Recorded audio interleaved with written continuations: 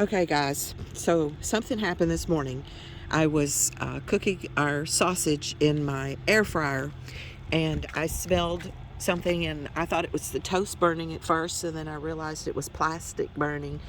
And I keep the air fryer in the pull-out drawer, and so I'm still shaking from this, but so Ricky's in the recliner, and I yell at him, "It's burning! The air fryer's on fire!"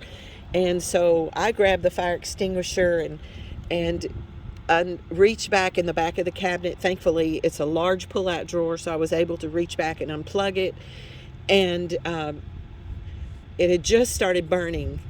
And Ricky grabbed a towel and grabbed the front of it and brought it out here on the sidewalk, and we got the fire extinguisher and got the fire out. And it didn't catch on fire from what I was cooking because the basket didn't burn. And as you can see, there's no evidence that it burned around the basket. It started burning here in the wiring mechanisms. So this is a Chefstyle brand, I believe is the brand of it. Um, so be careful, guys. These things can happen really fast, and if I had not been right there in the kitchen and smelled the fire, it would have started burning the cabinet.